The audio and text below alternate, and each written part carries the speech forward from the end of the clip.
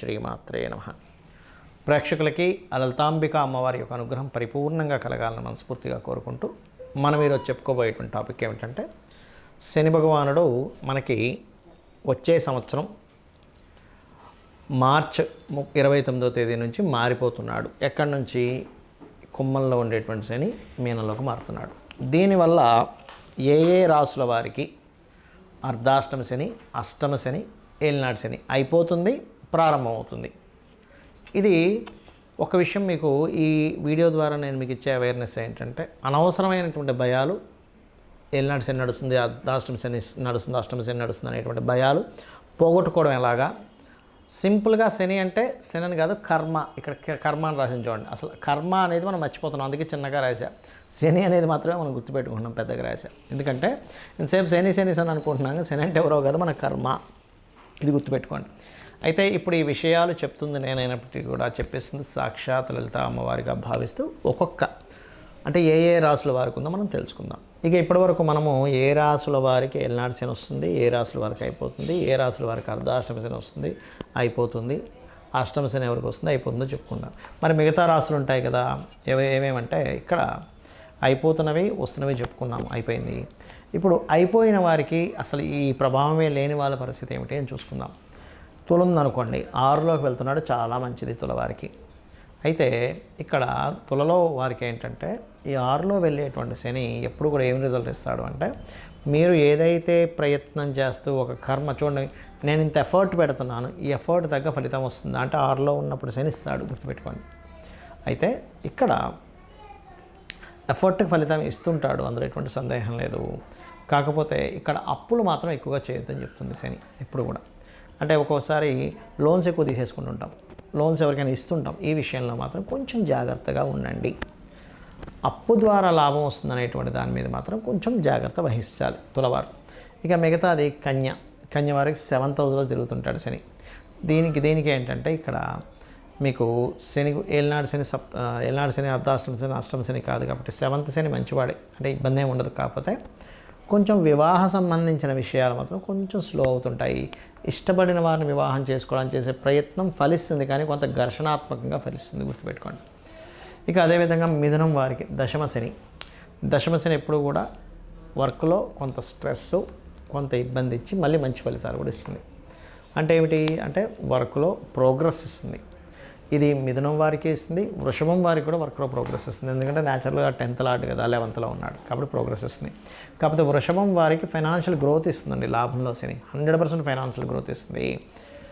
ఈ యొక్క మిథునం వారికి మాత్రం వర్క్లో గ్రోత్ ఇస్తుంది ఇక్కడ. కాకపోతే స్ట్రెస్ కూడా ఉంటుంది, ఎందుకంటే ఎంతైనా శని స్ట్రెస్కి కొంత వీటికి కారకుడు కాబట్టి.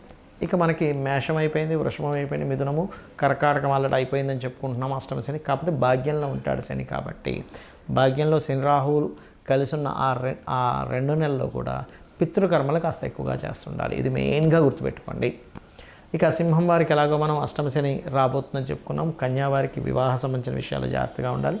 తులవారికి దూర ప్రాంతాలకు వెళ్ళడం ద్వారా లేదా విదేశాలకు వెళ్ళేటువంటి యోగము, హైయర్ ఎడ్యుకేషన్ యోగాన్ని కూడా ఇస్తాడు. అదేవిధంగా మీరు పెట్టేటువంటి ఎఫర్ట్కి ఫలితం వస్తుంది. ఇక్కడ వృశ్చికం వారికి అర్ధాష్టమ శని అయిపోతుందని చెప్పుకున్నాం మనం, కానీ నిర్ణయాలు తీసుకునేటప్పుడు మాత్రం కాస్త జాగ్రత్తగా చూసి తీసుకోండి. ఇది ముఖ్యంగా గుర్తుపెట్టుకోవాలి.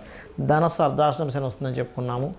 ఇక్కడ వీళ్ళకి ఏలినాటి శని అయిపోతుందని చెప్పుకున్నాం. సో మకరం వారికి ఎప్పుడైతే ఏలినాటి శని అయిపోతుందో ఇక్కడ మీకు కెరియర్ గ్రోత్ని, డైలీ లైఫ్లో జరిగేటువంటి వాటిలో కొంచెం అభివృద్ధిని ఇస్తూ ఉంటాడు. ఇక మనం కుంభం వారికి ఏలినాటి శని ఎంతవరకు వస్తుంది, మీనం వారికి, మేషం వారికి ఆల్రెడీ మనం చెప్పుకున్నాం. కాబట్టి ఎవరైనా సరే మీకు డేట్ ఆఫ్ బర్త్ కూడా లేదు అనుకోండి, సింపుల్గా ఏం లేదు, చక్కగా గోవు దగ్గరికి వెళ్ళి పిడికిడ బెల్లం పెట్టండి, శని భగవానుడి దగ్గర ఒక దీపారాధన చేయండి, నరసింహస్వామి కానీ, ఆంజనేయ స్వామి కానీ, లేదా సుబ్రహ్మణ్యేశ్వర స్వామిని కానీ, లేదా జయ గురుదత్త, శ్రీ గురుదత్త అని కానీ చేసుకోండి. అన్ని విధాలా మీకు బాగుంటుంది. మీకు ఒక ముఖ్యమైనటువంటి విషయం తెలియాలి ఏంటంటే, శని కర్మ అని ఎందుకు రాశాము? శని ఒకటే కర్మని కాదు, ప్రతి గ్రహము కూడా మన కర్మ సంబంధంగానే మనం జన్మించినప్పుడు ఆ పొజిషన్లోకి వెళ్తుంది. ఇప్పుడు పూర్వజన్మల్లో మన యొక్క అధికారాన్ని దుర్వినియోగం చేసుకున్నాం అనుకోండి, రవి పాడైపోతాడు జాతకంలో. ఇంకొకరి మనసులు బాధ పెట్టాము, చంద్రుడు పాడవుతాడు. గైడ్ చేయాల్సింది మిస్గైడ్ చేశాము, జూపిటర్ పుడతాడు ఆ జాతకుడు. అంటే ఆ బలం స్ట్రెంత్ కోల్పోయింది. అంటే అలాగా ఒక ఎగ్జామ్లో కూర్చున్నాము, రాయాల్సినటువంటి ఎగ్జామ్ ఏదైతే ఉందో కరెక్ట్గా రాయకుండా తప్పులుగా రాస్తే ఏమవుతుంది, ఆ మార్కులు ఎలా తగ్గుతాయో ఆ యొక్క స్టూడెంట్కి సేమ్ యాజ్ ఇట్ ఈజ్ ఇవన్నీ మన ఎనర్జీస్ అనుకుందాము. గైడ్ చేయడము, మనసు, అధికారము, అదేవిధంగా మార్స్ అంటే కుజుడు అంటే ఏంటి, భూములకు సంబంధించినవి, ఎవరిదైనా భూములు లాక్కోవడము, లేకపోతే అన్నదమ్ముల విషయంలో నువ్వు ఒక రకంగా ప్రవర్తించడము, శుక్రుడు అంటే పెళ్లి, వివాహ సంబంధించిన విషయాల్లో నువ్వు ఎలా ప్రవర్తించావనే దాని మీదే ఈ జన్మలో నీకు వచ్చేటువంటి జీవిత భాగస్వామి స్త్రీ కావచ్చు, పురుషుడు కావచ్చు ఉంటుంది. అలాగా కాలానికి మోక్షానికి కారకుడైన రాహుకేతువులు కావచ్చు, బుద్ధికి కారకుడైన బుధుడు కావచ్చు, ఇవన్నీ కూడా ప్లానెట్స్ అన్నీ కూడా కర్మ సంబంధమే. అయితే శనికి మాత్రమే ఎందుకు ఎక్కువ కర్మ సంబంధం అంటే న్యాచురల్ కర్మస్థానాధిపతి అవుతాడు ఆయన. అన్నీ ఒక ఎత్తు, శని ఒక ఎత్తు. ఆయన ఏంటంటే సర్కిల్లో తిరిగేటప్పుడు ఆయన ఒక్కొక్క రాశిలోకి ఎంటర్ అవుతున్నప్పుడు మీ లగ్నం నుంచి కానీ మీ చంద్రుడి నుంచి కానీ ఇప్పుడు వీళ్ళకి ఏ కర్మని ఇవ్వాలి, లక్షలు కోట్లు కలిసి వచ్చే కర్మని ఇస్తాడు, బాగా అసలు అప్పులు పాలైపోయేటువంటి కర్మను కూడా ఆయన ఇస్తాడు. అది ఎలా అంటే ఒక పోస్ట్ మ్యాను మనకి మనీ ఆర్డర్ ఆయన ఇస్తాడు, ఒక టెలిగ్రామ్ ఆయన ఇస్తాడు, వాడు చచ్చిపోయాడు అనేటువంటి టెలిగ్రామ్ ఆయన ఇస్తాడు, మనీ ఆర్డర్ ఆయన ఇస్తున్నాడు కదా.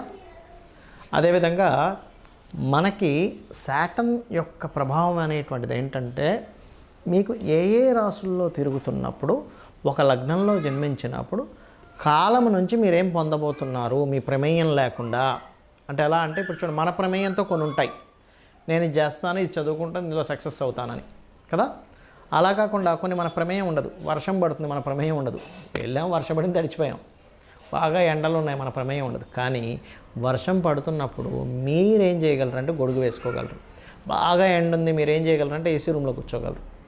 అంటే ఈ ఏసీ రూమ్లో కూర్చోవడం కానివ్వండి, వర్షం పడుతుంటే గొడుగు వేసుకోవడం కానివ్వండి, లేకపోతే బాగా చలేస్తుంటే స్వెటర్ వేసుకోవడం అనేటువంటిది మీ పరిధిలో ఎలా ఉందో ఒక నామస్మరణ అంటే లలితా అమ్మవారి యొక్క స్తోత్రాల్లో ఓం అనాకలిత సాదృశ్య చుబుకశ్రీ విరాజితాయై నమః అనేటువంటి నామస్మరణ 100% మిమ్మల్ని ఈ కర్మ నుంచి కొంత బయటపడేస్తుంది. అయితే ఈ కర్మ నుంచి బయటపడాలంటే ఫస్ట్ మీరు ఏదో మంత్రం చేసేసుకొని అది చేసుకొని ఇది చేసుకుని అయిపోతుందంటే కాదు. ఎలా అంటే మీకు పశ్చాత్తాపం అనేటువంటిది రావాలి. ప్రమోషన్స్ రావట్లేదు అనగానే ఫస్ట్ మీరు అర్థం చేసుకోవాల్సింది, ఓహో నేనేదో పూర్వజన్మల్లో ప్రమోషన్ వచ్చేవాడిని వెనక్కి లాగా చాడీలు చెప్పాను, ఒకడికి వస్తుంటే నేను తట్టుకోలేకేదో చాడీలు చెప్పాను, భాస్కర్ సార్ వాడికి ఇస్తున్నారు ఏంటి సార్, వాడు అట్లా ఇట్లా అది ఇది అని. ఎందుకు వాడికి రావడం ఇష్టం లేదు, వాడేదో నాకు శత్రువు అయి ఉండొచ్చు, లేకపోతే వాడి ఒక రకమైనటువంటి అజ్ఞానంలో ఉండి నేను తప్పు చేసి ఉంటాను అని సూర్యభగవాను దండం పెట్టుకుంటే అప్పుడు ఈ కర్మకారకుడు ఎవరైతే శని ఉన్నాడో అక్కడ పశ్చాత్తాపమైనటువంటి దాని నుంచి మీరు రియలైజ్ అయ్యారనేటువంటి దాంతో మీకు ఆ కర్మ అనేటువంటిది తగ్గుతుంది, గుర్తుపెట్టుకోండి. అలా కాకుండా మనస్సు సంబంధించినటువంటిది ఏదైతే ఉంటుందో, మానసిక సంబంధించింది ఏదైతే ఉంటుందో ఇది కూడా సేమ్ అంతే. అంటే మీరు ఇప్పుడు ఒకటే సింపుల్ ఎగ్జాంపుల్ గుర్తుపెట్టుకోండి, మీరు ఏదైతే ఇప్పుడు అనుభవిస్తున్నారో వెరీ క్లియర్లీ మీరు గతంలో దీన్ని ఇబ్బంది పెట్టడం కానీ మంచి కానీ చేశారు, ఇదే క్లియర్. ఇచ్చే పని శనిదేదాన్ని ఆయనకు పర్సనల్గా ఏ గ్రహానికి పర్సనల్గా మన మీద కోపం కానీ ద్వేషం కానీ ఇష్టం కూడా ఉండదండి, గుర్తుపెట్టుకోండి. ఇష్టము ఉండదు, కోపం ఉండదు, ద్వేషం ఉండదు. కేవలం అది వచ్చింది, ఆ రిజల్ట్ ఇచ్చింది, వెళ్ళిపోయింది అంతే. ఇప్పుడు ఒక పోస్ట్ మ్యాన్కి మన మీద ఇష్టం ఉంటే టెలిగ్రామ్లో ఉండేటువంటి మార్చేసి చనిపోలేదు బతికున్నాడని రాసేవాడుగా. అదేవిధంగా మనీ ఆర్డర్ ఎంత ఉందో అంతే ఇస్తాడు, ఆయన తినేయడు కదా, ఎందుకంటే ఆయనది కావు అవి, ఆయన ఇస్తున్నటువంటిది కాదు, మన కర్మ సంబంధంగా ఎవరైతే మనకు పంపించారో ఆ రిజల్ట్ని మనకి ఇస్తున్నటువంటిది. కాబట్టి ఏంటి, శనికి జపం చేసుకోవడంతో పాటు అసలు మీరు ఏ కర్మ వల్ల ఏ కర్మ అనుభవిస్తున్నారో ఆ గ్రహానికి కూడా చేసుకోండి. అంటే ఏంటి, ప్రమోషన్స్ రావట్లేదు, సన్ మానసికంగా ఇబ్బంది పడుతున్నారు, మూన్ అంటే చంద్రుడు, గొడవలు అవుతున్నాయి కుజుడికి, ఎందుకంటే కుజ సంబంధించింది ఈయన ట్రాన్స్ఫర్ చేసి ఇస్తున్నాడు మనకి. అదేవిధంగా బిజినెస్లో లాసెస్ అవుతున్నాయి బుధుడికి, ప్రతిదీ ఆటంకాలు ఏర్పడుతున్నాయి కేతువుకి, శనితో పాటు కేతువు కూడా చేసుకోవాలి. అదేవిధంగా ఇక్కడ అనవసరం భయాలు వస్తున్నాయి, శనితో పాటు రాహువు కూడా చేసుకోండి. వివాహం అవ్వట్లేదు, శనితో పాటు శుక్రుడికి కూడా చేసుకోండి. ఇలా ఏంటంటే రవి, చంద్ర, బుధ, కుజ, గురువు అంటే గురువులతోని సరైన గైడెన్స్ రావట్లేదు, లేదా మీరే మిస్గైడ్ అయిపోతున్నారు, అప్పుడు గురువు కూడా చేసుకొని శనికి కూడా చేసుకోండి.